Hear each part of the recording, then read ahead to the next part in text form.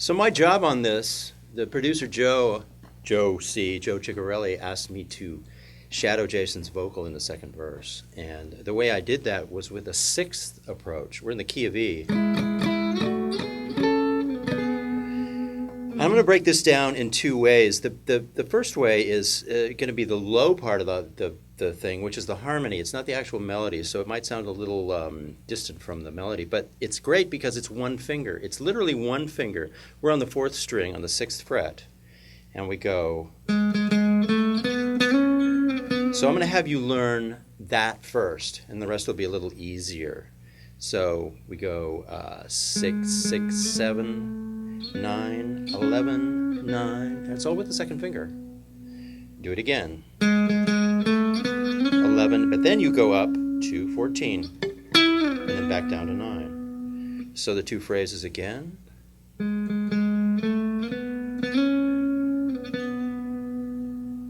6, 6, 6, 7, 9, 11, 14, 9. And then we repeat the first phrase. Pretty easy. And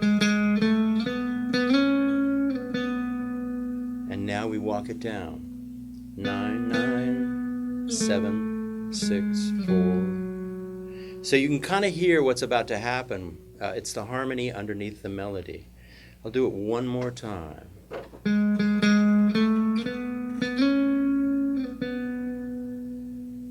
6, 6, 6, 7, 9, 11, 14, 9. These are the frets I'm calling out. I figure you guys can see what everything else is. 6, 6, 6, 7, 9, 11, 9, 9, 9, 9, 7, 6, 4. Okay? So now we're going to add in the top note. We'll do the top string. It has a couple of little tricky spots because you have to change your fingers out. So we have the index finger on the 5th fret, 2nd string. And now we're going to start the melody. So 5, 5, 5, 7, 9, 10, 9. But there is a finger change. So we do index, 3rd, 3rd, index, 3rd. And there's a really good reason for that. And I'll show you in 1 second. One more time. Change out. Come back. I'll call out the frets. 5, 5, 5, 7, 9, 10, 9. And I'll call out the finger changes. Index, 3rd, 3rd, index, 3rd. So if you've been able to burn into your memory that first line, then we can put them together and get the actual music going.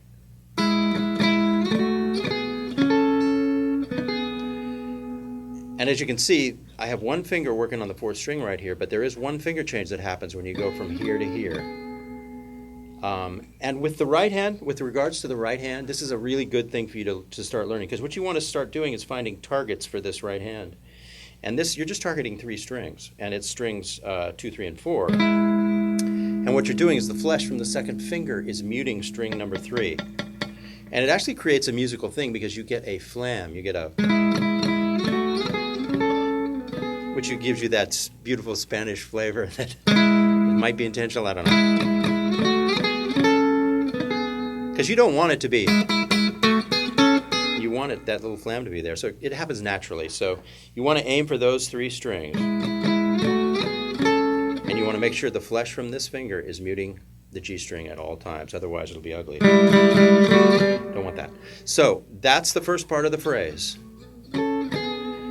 And then the second part of the phrase starts the same way. But here we jump up, and we're going to go with the 2nd finger, 14th fret, 4th string, and then the index finger, 2nd string, 12th fret. So we jump way up there, and that's a 5th, and that works musically. Oh, whoops. And then back down to this spot right here on the 9th fret with both fingers straight across. So, review.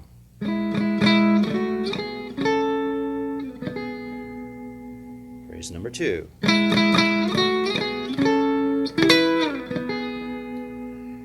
Phrase number 3 is just a repeat of the first one. Let's do it. we're going to walk down.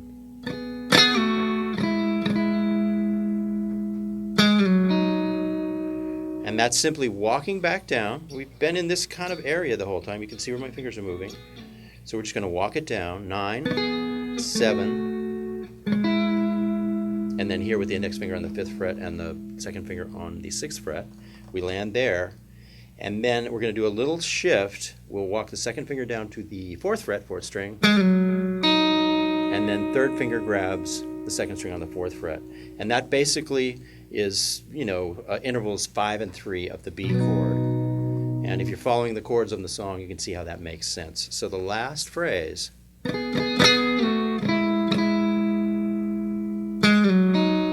and I do this little thing where I drag it down to connect these two phrases musically, these two, little snippets.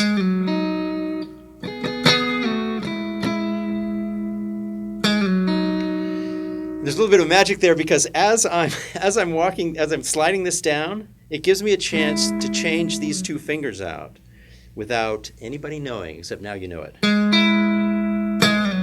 See how, as I'm sliding down, I have a really good grace period to change out these two notes right here. A little magician trick. I'll do the whole thing.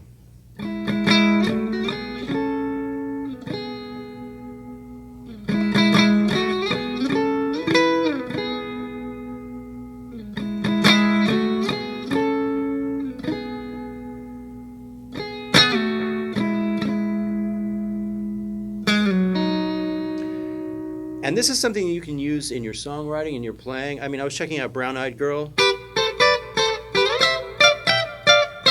Basically the same kind of thing, sixths or thirds. I could play Brown Eyed Girl in this position.